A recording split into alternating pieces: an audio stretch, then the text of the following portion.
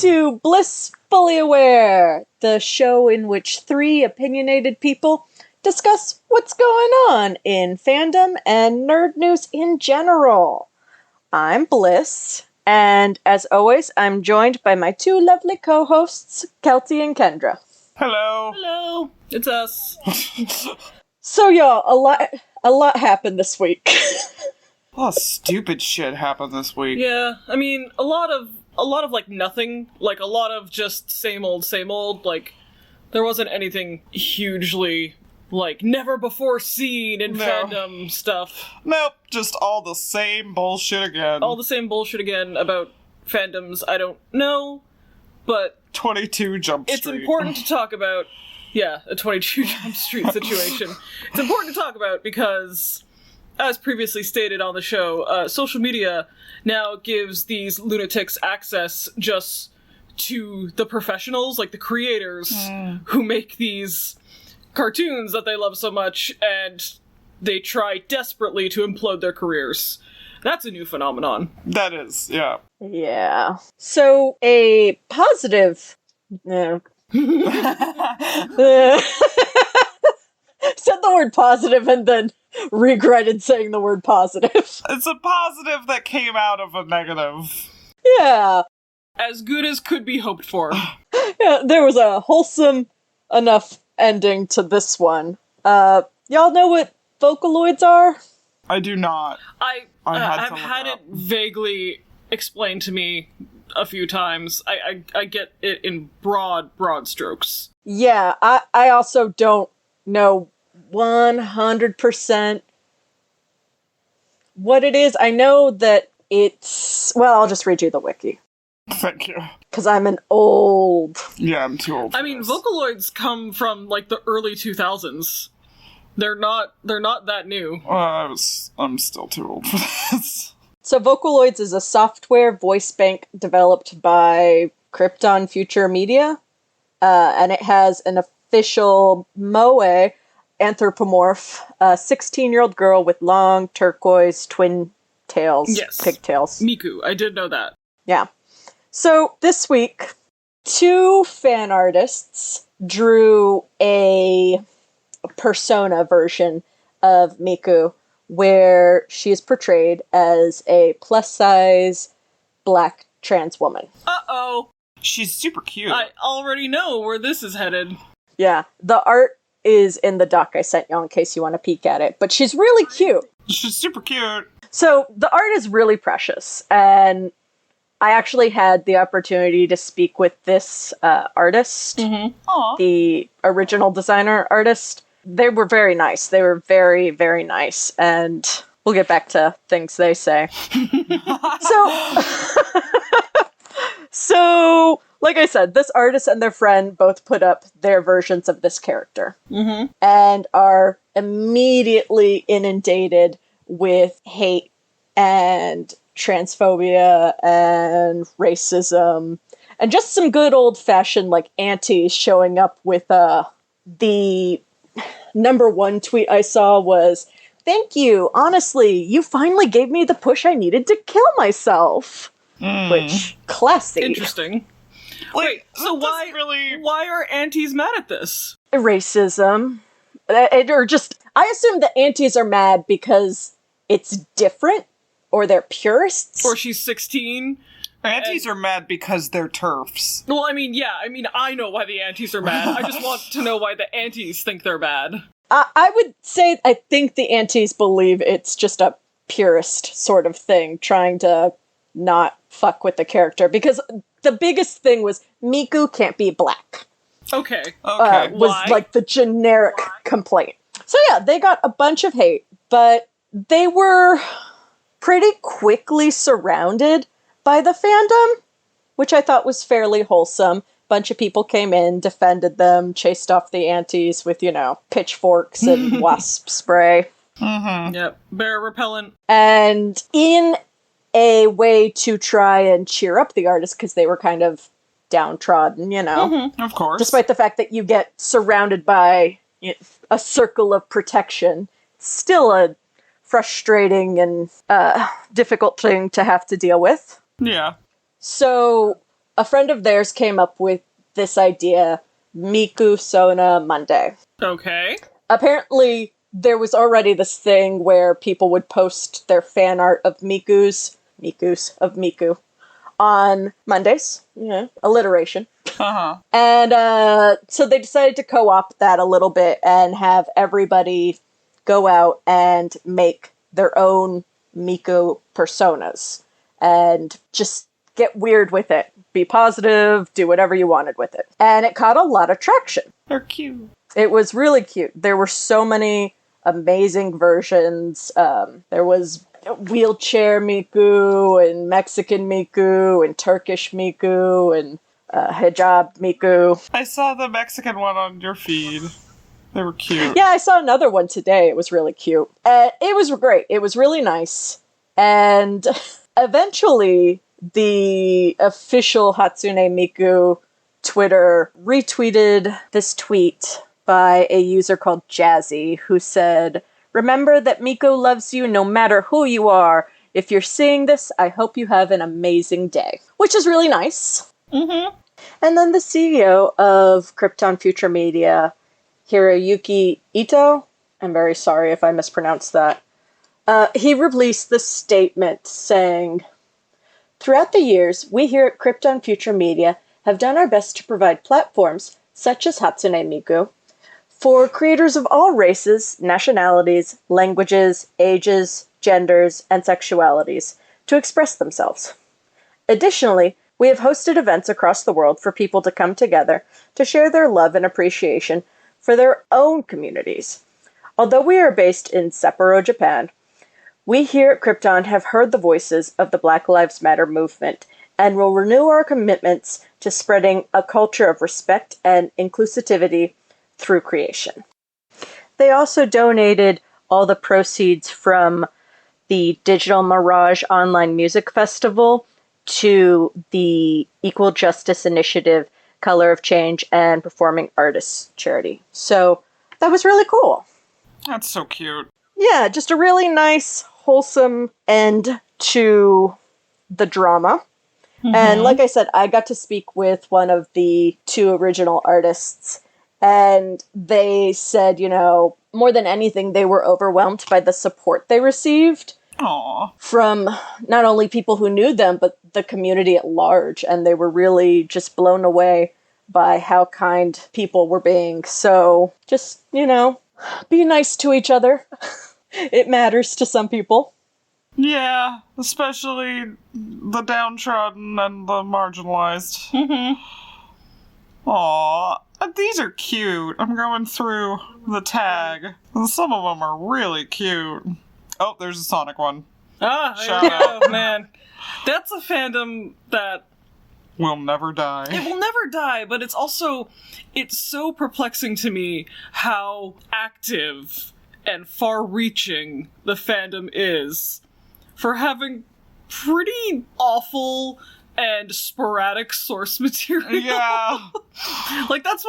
I'm amazed that they have maybe some of the worst luck in fandom history when it comes to their source material, and yet they're just unstoppable. I guess it's because they are sort of tangentially related to the furry fandom, so they'll just never die through momentum. Yeah, it's probably it. Yeah. More power to them. I think I've said this before.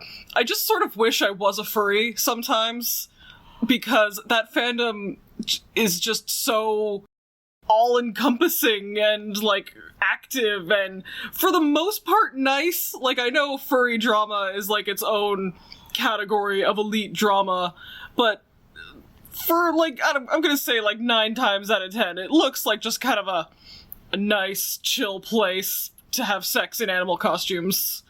Yeah. If that's what you're into. It's not what I'm into, unfortunately, but I kind of wish I had that community. Me too. Oh, some of these are so cute. So yeah, that nice story right up front. And now let's talk about something a little less nice. Hooray. Do y'all know what Amphibia is? I've learned.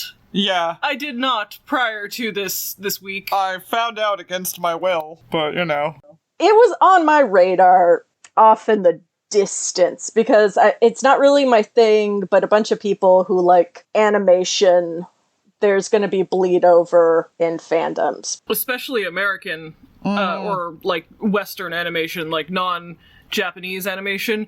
There is a scant industry around that and basically no money. So when any of it has success, everyone rallies, circles the wagons around it. So what happened in Amphibia, which is a cartoon about frogs? It's people and a frog world. There's little anthropomorphic frogs, and it looks like there's, I don't know, it's like fantasy-esque. There's like a kingdom or something. Yeah. And there's a girl who's like 14, and she's the main character, to my knowledge, and she and her frog buddies have adventures? Or I don't know, actually, what the like, larger narrative is. So yeah, here, I'm gonna read the premise, from Wikipedia. The series chronicles the adventures of an independent and fearless 13-year-old Thai American named Annie Bunchui. After stealing a mysterious music box on her birthday at the advice of her friend, Sasha Waybright, Anne is magically transported to the world of Amphibia, a wild marshland tropical island full of anthropomorphic amphibians and threatening creatures. There, Anne meets the excitable young frog named Sprig Plantar, unpredictable and adventurous baby pollywog, Polly Plantar, the youngest member of the Plantar family, and overprotective and traditional grandfather, Hop Pop. Who will guide her to be a true hero while discovering the first true friendship of her life as she lives with her newfound family. In addition, she also discovers that Sasha has sided with the villainous Captain Grime. Sasha, no! Betrayal from your best friend! Sexy. Okay, actually, that kind of sounds like fun. So that's it. That is the one paragraph summary of Amphibia. That actually sounds pretty cute. Well, it actually gives some context, because we are going to be talking about Sasha and Grime. Grime. Grime. Like Grimer. Aw, I love Grimer. Yep. Best Pokemon. Fight me. So, there was a storyboarder who worked on season 1 of Amphibia for about half a season, and her name is Hanna. Mm-hmm. And you gotta go on this journey with me, because it's kind of winding a little bit. Yeah, take me on the journey. Let's go. Hanna worked on Amphibia for about half a season as a storyboarder, and there were rumors that she was fired from Amphibia for a piece of fan art that she made of 2 characters from the show, Sasha and Grimes. Yes. Mm-hmm. And the fan art is just Grimes, this grumpy toad, holding this girl, Sasha, in his arms. Like, carrying her. Not even, like, romantically holding her. Yes. Just No. literally carrying her, and Just kind of he's looked like... frowning. He's like, I'm unhappy about this. Yeah, he looked like he just, like, picked her up. Or like she fell out of a tree Yeah. and into his arms. You ought to make the fan art like the thumbnail of this episode so people can see what we're talking about. Yeah. And like, this illustration literally could appear in a children's picture book. Yeah, so this very benign art, right? Of freaking a girl and a toad. They're hanging out. So she posts this art on Twitter, and Matt Braley, the creator of the show, comments to her question, "Who drew this? 5 million question marks." His response was, "Some pervert." And she laughs and says, "You're correct." And that'll come up later. Yeah, I saw that. Because she drew it. That's Because the joke. She did Yeah. draw it. Yeah. This all happened in 2019. Let's fast forward to this week. Hanna posts some sketches from the cartoon Owl House, which has, again, American animation, so it intersects with the cartoon community. Right. And this Twitter user, Asher, I'm not going to give their actual Twitter handle, but their name is Asher, comments and says, "Trigger warning, pedophilia. Ayo, guys. Y'all should probably stop giving them attention. They shipped Sasha and Grimes from Amphibia, so yeah." Ugh. And when challenged by somebody asking if they had proof, Asher responds, "Not on me, but it's pretty well-known situation in the cartoon Twitter community. She made art with Sasha and Grimes, and the creator of Amphibia fired her for it. If you look it up on Twitter, you'll find it. Because if it's on Twitter, it must be true. Yeah. Oh, absolutely. Only truths get posted to Twitter. And I don't have any proof on me, but go look it up. Yourself. Yeah. You're bound to find one maniac claiming it. Yeah. Well, so one maniac does show up. The creator, Matt Braley, who responds, "Hi, I know that you're acting with good intentions and coming from a place of kindness, but these rumors are untrue. No.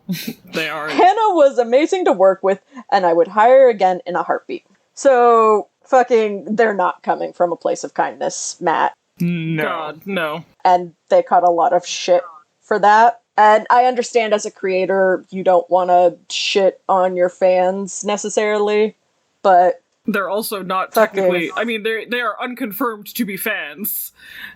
They might not know anything about your show or your work. So then Asher comes back and posts, "Trigger warning, pedophilia and zoophilia." Lord. Matt Braley, the creator of Amphibia, is defending an artist who drew Sasha X Grimes, which is pedophilia and zoophilia, which I feel like you already established, and then cites his tweet. So that's proof that he is defending pedophilia and zoophilia. Pedophilic zoophile. Yeah. Basically, I would hazard a guess that has never existed. I'm putting money on the table right now. There has never been a pedophilic zoophile ever. No, you can't. Not a real Prove one, I'm no. wrong. Prove I'm wrong.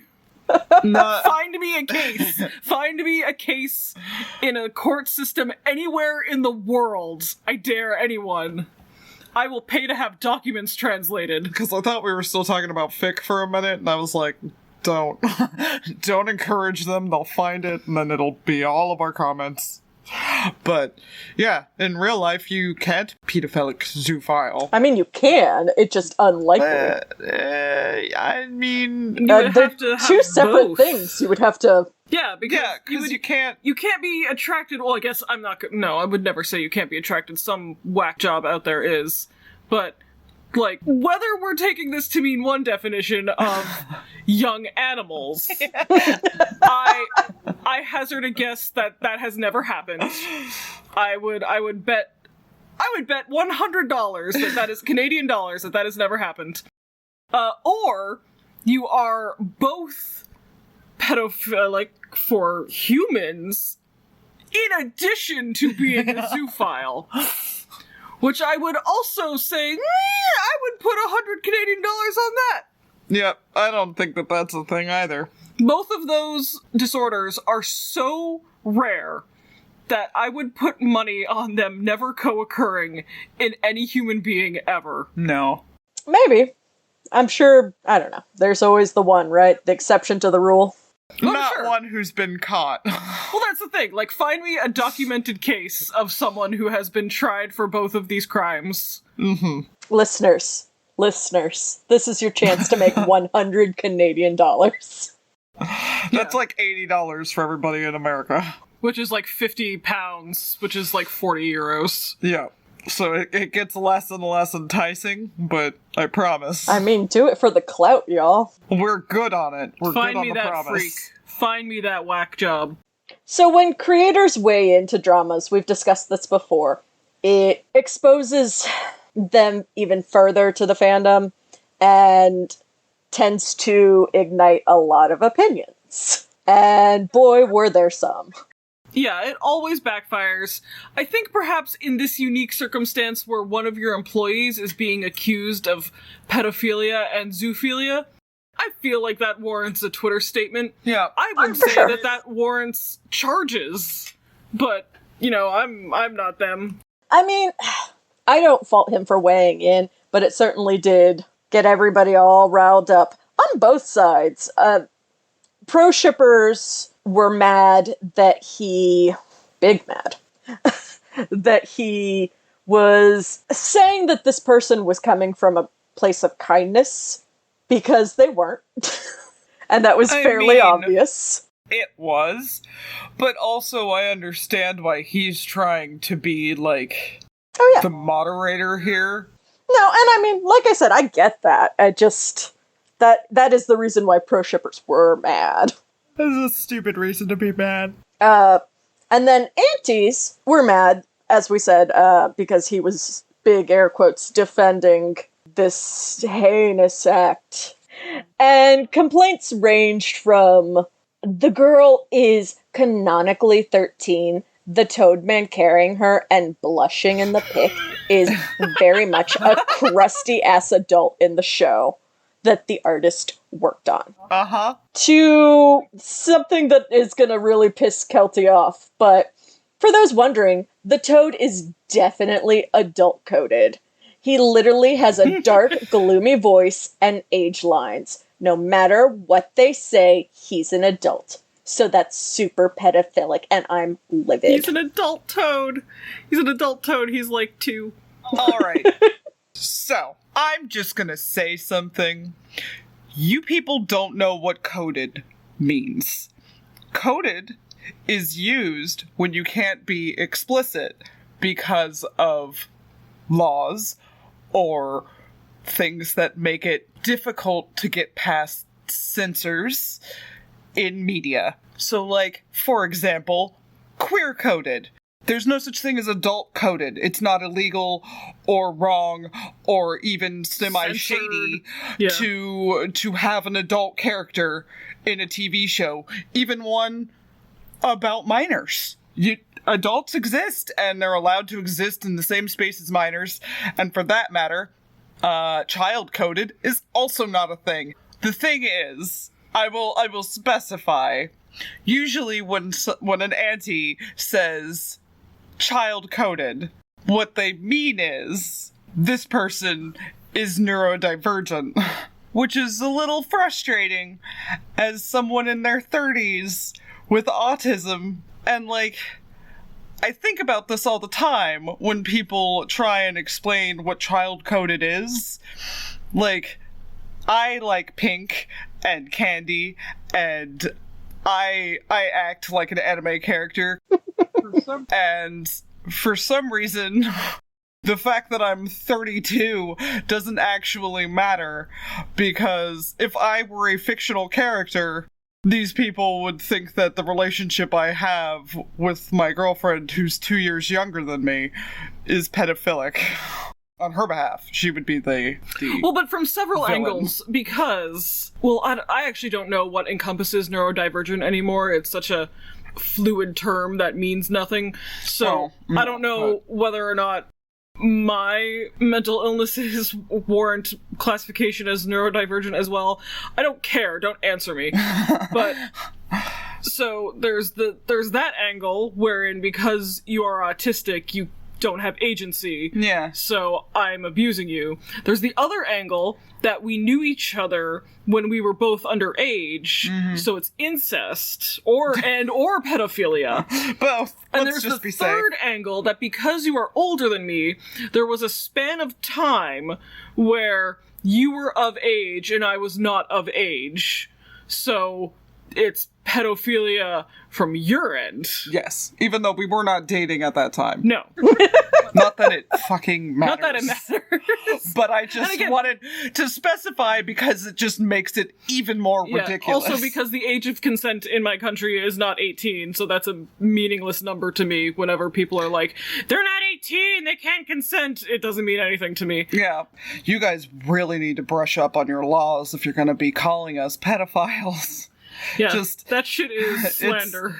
It's a legal term. It has a very, very specific meaning. It does. And it also just irritates me too, because when I get in these conversations, I'll be like, actually, minor doesn't necessarily mean under 18, depending on where you are. And then they'll be like, oh, well, because it's legal, then it's fine. Which, minor is a legal term. It's a legal terminology. Unless you That also was exactly the argument they were making. That once you're 18, you're fine, and anything before that, you're an ooh-woo baby minor who can't think for themselves. Well, a lot of these people think that if you're, like, 20, you're still too much of a child to date someone who's like or 23. That relationship between someone in their 20s and someone in their 30s is pedophilia. Like us right now! Which technically is us right now.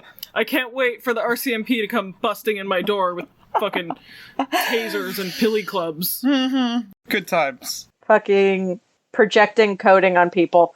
So here's the interesting fact that kind of throws a wrench into this whole ship debacle. When Hanna worked as a storyboarder for the show and drew this art specifically, she didn't have any character information to go off of. She had the pictures, and she thought physically, this character A and this character B would probably interact together in an interesting way, and hence she drew this picture. But she didn't know that Sasha was fictionally underage, and that did not play into her choice to draw this art at all, which is something, conveniently, people are not paying attention to. Oh, well, no, because it goes against their libel. Their assumption, yeah. Like It also doesn't matter, because I need to reiterate how G-rated this art is. Like, it doesn't matter if she did know that, because this is completely harmless imagery of a toad man picking up a 13-year-old girl from the ground. Like, she hurt her ankle, or she fell out of a tree, or she stumbled on a rock. Yeah. Like, it's pretty average. I don't buy into the premise that this is even suggestive. Like, I don't care what their ages are, or how they know each other. Yeah. And also, like, everybody's like, he's blushing. First off... Is he? I had to... He's a toad! I had to squint. It's a black and white drawing! There's a little bit of pink on his cheeks. Oh, okay. So, I had to, like, enlarge it to see the pink, but then I was like, okay, but he's also, like, lifting a character who looks about his size to his face. And yeah, is, like, frowning and looks very grouchy. I don't know anything about this toad man, but he looks befuddled. He looks very unhappy to be doing this. And like, I don't know, man. If I'm interested in somebody, I'm not unhappy to be touching them. But like, whatever. It literally doesn't even matter anyway. It's a frog. A lot of people were also claiming that because she has itsy bitsy blush marks, that means she reciprocated his feelings. And it's like, well, she also has little blushy marks, but she's being picked up. Maybe she just hurt herself, and maybe she's surprised the bad guy is picking her up. I'm assuming he's a bad guy, because he has a scar on his face. He was the villainous General Grimes or something. So yeah, maybe it's a weird situation for her. Also, it doesn't fucking matter because it's fictional. It doesn't fucking matter because it's not suggestive. Like, again, there's so many reasons it doesn't matter. Nothing suggestive or inappropriate about this fucking doodle of a toad man. I can't believe I'm having to reiterate it this much. This non-sexual imagery of a toad man. I can't believe I'm having to say this sentence over and over again. Mm-hmm. Yeah, it could be in a child's picture book. Like, the Toad Man has lifted up the girl for unknown reasons. Yep. And he looks grouchy, she has a pretty neutral expression, and that's it. That's what's happening in the drawing. That is what's happening. And the fact that people would try to, lie, just flat out lie by saying she was fired over this. Mm-hmm. To be corrected by the showrunner, and then come after the showrunner for defending pedophilic frog porn. Jesus Christ. That's what's happening. Me. Like, I can't pretend that's not what's happening. Oh my God. And then try and end this woman's career over this drawing is asinine. I am reduced to old-timey Victorian white people words of I am flabbergasted. Yep. I am agog. I cannot believe, It's just a toad. Sister Toad. Like, I've been on the internet, man. If you wanted, I could find you porn of this frogman. And I would have found people who did research about his weird little frog gonads. I don't actually know how frogs reproduce. Like they have to mate in water, right? Yes. So it depends. Does he just have a little cloaca where that sperm oozes out of it, and he hopes that it, like, hits an egg? Yeah. Okay, yeah, so it's like salmon spawning. There is no actual sex. The sex happens in the water around them. Yep. Which I guess is somebody's fetish. I don't know. I mean, it's definitely somebody's fetish. Sounds like it's about to be my fetish. I want to be birthed in eggs and sperm. Speaking while of I fuck until I die. Speaking as somebody who wants Godzilla, like, inside me, it's definitely somebody's fetish. Everything is somebody's fetish. Most everything is my fetish. Yeah, that's true. So yeah, those are the fucking basic strokes. I'm getting really tired of... I know you were talking about this, Kelty, via adult and child coded, but fucking I'm getting really tired of coding, like, in general.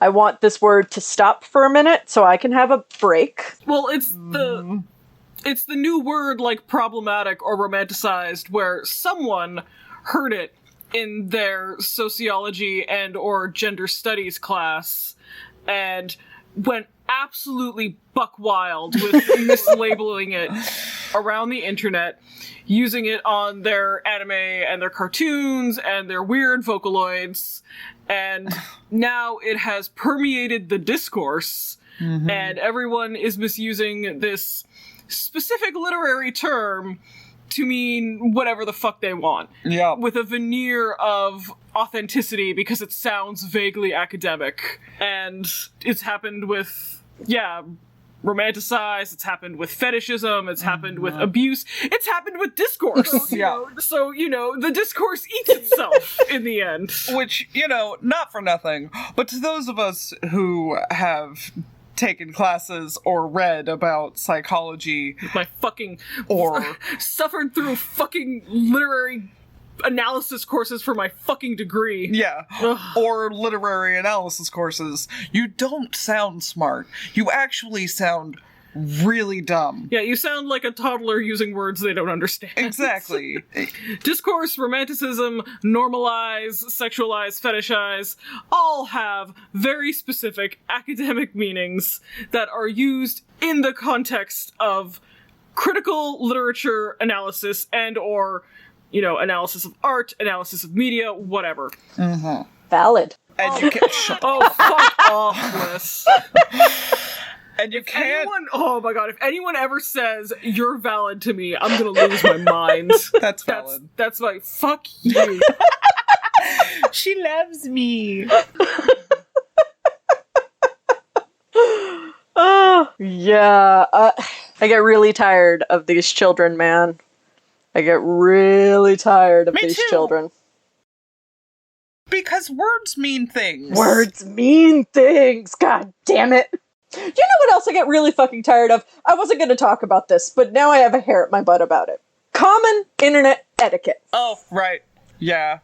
If a show comes out, or a movie comes out, or a comic book comes out, it was common internet etiquette to tag your posts online as spoilers. At least for the first fucking 24 hours. When Avengers came out, you tagged that shit as spoilers for the first fucking month. Yeah, I remember. Yeah. It was a big deal, because if you didn't tag your spoilers, people would come for you, man. People were mad. I mean, yeah, this was an event people were excited about.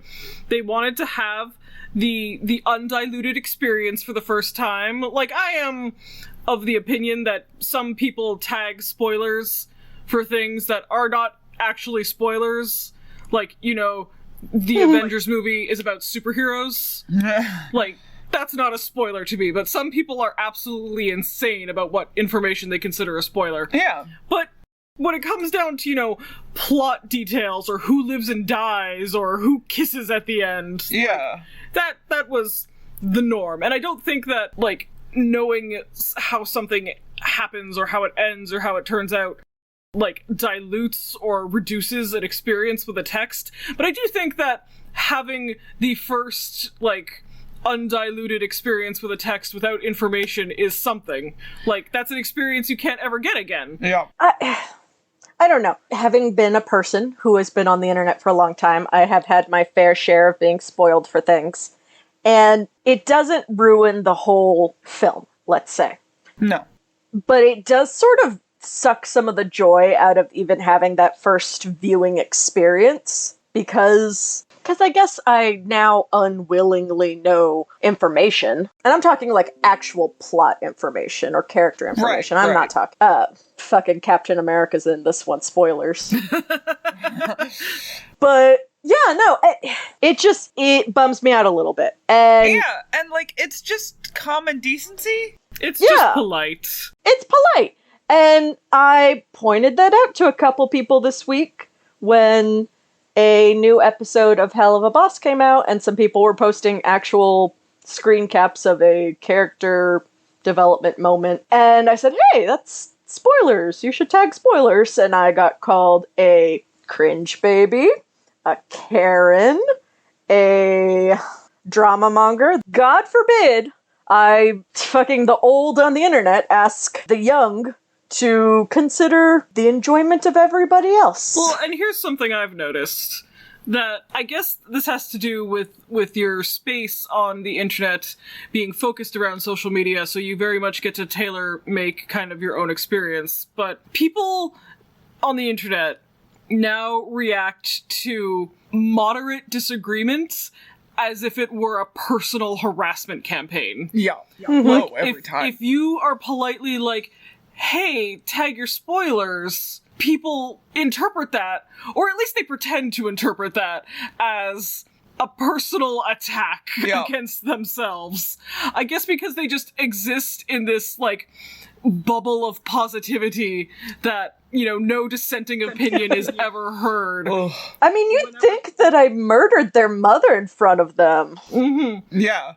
Well, and I need to be clear, like, you weren't like, hey, tag your spoilers, bitch. Yeah. Like yeah, like, if you wanted to be like, oh, good sir, if you wouldn't terribly mind, please, for the ruffians like me, just if you could so kindly include a spoiler tag in future tweets. Yeah. Thank you and adieu. Now please kick me in the face. Yeah, no, so kick that me in the teeth. For daring we to are speak to even. you. Yeah. Like, and okay, this might be nothing, but here's the thing. I don't actually give a fuck about spoilers, but I was like, you didn't give it any tags. Maybe somebody's triggered by this show. You don't know. And they were just like, good. And it's like, okay. My favorite one was just them saying, well, then mute the tag. How? Yeah, that was my favorite. I did mute the tag. Like, I need to be clear. Like, not only was it not tagged spoilers, they didn't even have the title of the show in there. They had nothing. I guess they had one character name. They had one character name. And that was the only way that if you had blacklisted specifically that one character name, you would have not seen this tweet, I suppose. But, like, they're saying instead that you have to be in charge of all the things you blacklist. Like, they were saying, blacklist all the creators, blacklist all the famous artists. The names. Yeah. And it's like... Of this show you enjoy. Just every time it comes up with a new episode, add all these tags to your blacklist, because that's less trouble for me than to just tag the show. If you post a photo... or a drawing of a Toadman holding a girl, you deserve to be sent to, like, I don't know, bestiality hell or whatever. You deserve to lose your job, apparently. And be smeared in your industry. Again, a tiny, tiny industry is the American animation industry. No. Okay. Just no.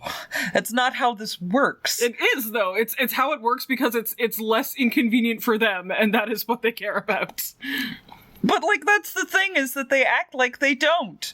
So if you would just say, I only care about myself, so fuck you for asking for anything from me. Got mine. Yeah. Then I would be like, okay, these people are just assholes, and move on with my life, because that's the way that life is. Yeah, people are just assholes. But that's sometimes. an immoral stance, and their whole identity is factored around the idea that they are morally superior, so they can't hold both positions. I actually did get an auntie to just say that they only cared about themselves. I mean, okay, It was actually like...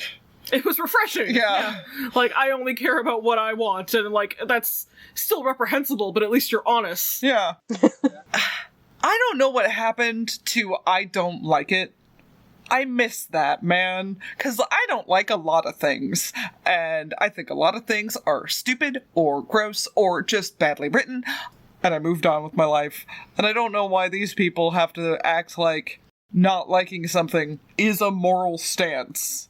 And that they have to defeat the evil like the fucking Japanese girls in Cabin in the Woods and turn us all into toads so that we can, I guess, hold them up and then be pedophiles. Yeah. I'm so... Yeah, it is... I mean, and again, this is not a new take. People have realized this before me.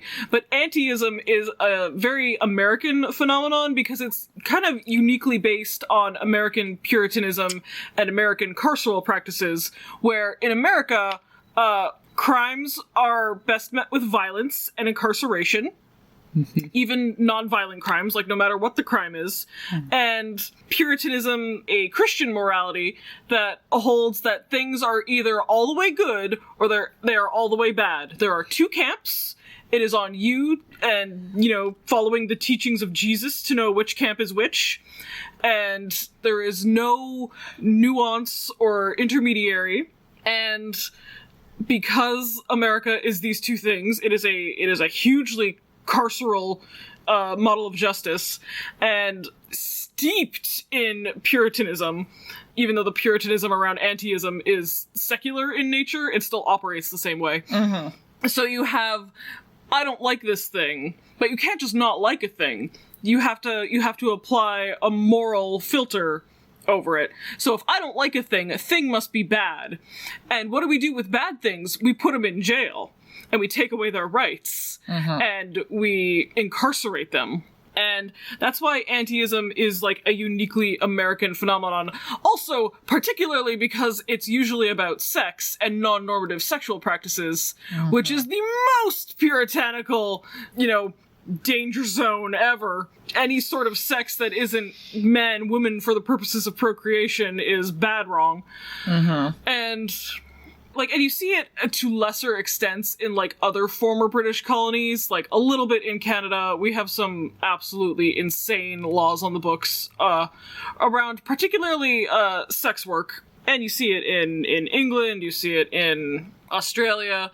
But, again, we have friends from Europe and from Asia who find it bizarre that Americans are, one, so uncomfortable with sex, and two, their answer to their discomfort with sex is carceral in nature. That's strange. At least the fucking Catholics have the attitude of being we're all born filthy sinners. Basically everything is sin, except this very discrete amount of behaviors. And we just kind of accept the fact that you're gonna fuck up, because sin is fun. And, as much as I fucking hate the Catholic Church, I prefer it to Puritanism and Anglicanism in that regard, because they just sort of acknowledge that human nature is to do what you want. And what you want is not always good, but what you want sometimes is good. And the Catholics wouldn't be mad at you for that. The Puritans would, because any sort of indulgence, even if it's unharmful, is bad. Yeah, I don't know. I get so pissed off at children on the internet sometimes, and I really shouldn't, but I think at this point in my life, anger is all that fuels me. I think people have been saying it for a while, and there really ought to be, I don't know, because the internet is ubiquitous now, and there's no putting the horse back in the barn, as it were.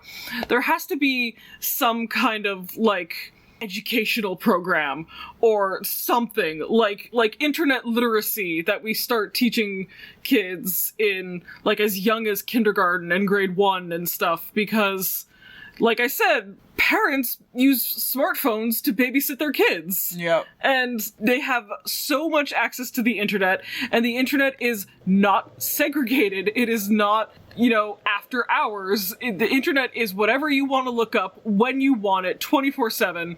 And if you want to look up titties at 9 a.m. in church, you can do that on the internet if you want. And I don't know, like, fucking maybe there is something to the idea that, like, when it happens behind a screen, it dehumanizes us or something. Because, man, they just act like these people aren't human and that they don't have lives and feelings and damage that could be done to them. And, yeah, like, that's my only, like, solution, and it's kind of half-baked even because, my parents didn't have, internet literacy courses. I sure didn't. All of my IT courses were about how to use a computer because they were kind of new at the time. And the idea now that perhaps there needs to be some sort of, like, internet ethics course for kids is probably going to make a lot of people roll their eyes, but I don't see what else the solution is. Yeah, I mean, they're getting into fights and suicide baiting people because they drew a cartoon they didn't like. Like, this is... And succeeding sometimes. Like with Mookie. Or the girl who drew the skinny Steven Universe character. Yeah. She wound up in the hospital on a suicide attempt. People, have their families contacted, have their places of employment contacted by these insane freaks who say, did you know so-and-so's a pedophile? And, like, their fucking jobs are at stake. Their family lives are at stake. Yeah, well, that's what happened with Mookie. On their private 18-plus Patreon, drew art of a character, an anime character from that volleyball anime. Hyaku or something. Hyaku, yeah. They drew one of the characters from what I understand, was a gangbang scenario, but he was aged up. Uh-huh. So even then, that wasn't enough, which aging up characters typically isn't enough these days for antis, but they were harassed to the point where they were so anxiety-ridden for 4 to 5 days they didn't eat and ended up in the hospital. And the response was, neat! Yeah. Mm-hmm. Because these people don't let up. Like, I just mentioned, hey, we shouldn't abuse people for drawing fan art to somebody, and for the next, 3 days in my public, they were just screaming kitty diddler at me after I told them that I was a victim of CSA. So it was like, alright. Well, that's... No, again, because the concern is never actually over reducing harm. The concern is about being seen to be the right sort of person who cares the right amount about abuse, not to actually reduce abusive behavior or abusive harm. No. Just the performative instances of reducing abuse, whatever that is. Yeah. Which apparently is to abuse people? Well, yes, it's to abuse the right sorts of people. It's to abuse people. They don't disagree that abuse is wrong, because, they claim as much, saying that being a bullying whoever is okay. Maybe homophobia is okay sometimes, when a gay person does something they don't like. They have no qualms over abusive behavior. They just think abuse needs to be aimed in the right direction, which is people they don't like. Yeah, I saw one that was like, you're just mad that the groomer wouldn't choose you. Yeah. And I was like... Which is just victim blaming. Yeah. Like, flat out mask off victim blaming for actual child abuse. But they're mad that someone drew art of a fictional person being gangbanged. Which also... Because that's the same. They aged them up. So, I'm sorry. That people are like, if you age them up... It's just as bad. If you age them up for only sexual purposes, it's just as bad. But here's the thing. That happens. That's called growing up! People wait to be older so they can fuck. All the time. I am an aged-up minor! I will always have been an aged-up minor! I will only continue to age up. Yeah, that's just growing. 12! I was horny at 13 and 12! Yeah. I wait until I aged myself up! I mean... I worry for these kids who are in these very tight insular groups where they don't or are unwilling to see any outside opinions or empathize with anybody who doesn't think like them, because it's a fucking moral panic. It is. It's QAnon for babies. Mm. Also, I just gotta say, one of the people, I went on Twitter to check, one of the people who harassed that artist, that got landed in the hospital, their account is now suspended.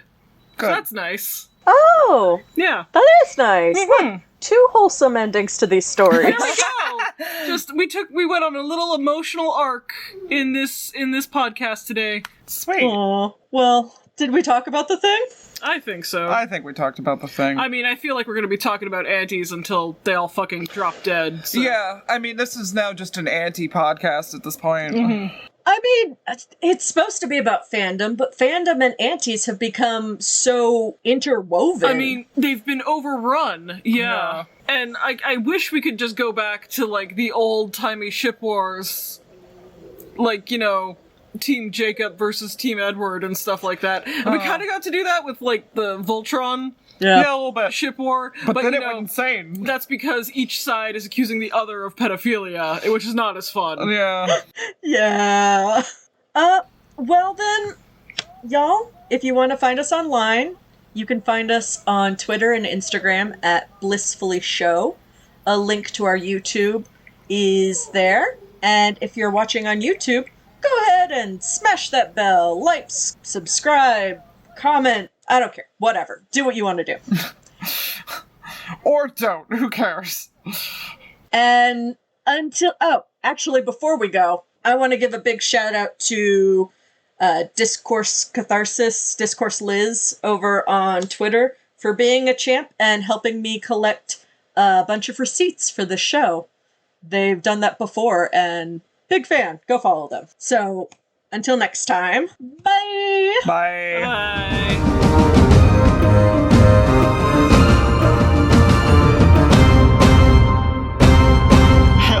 Okay, you can't break Godwin's law 5 minutes into the episode, Kelty.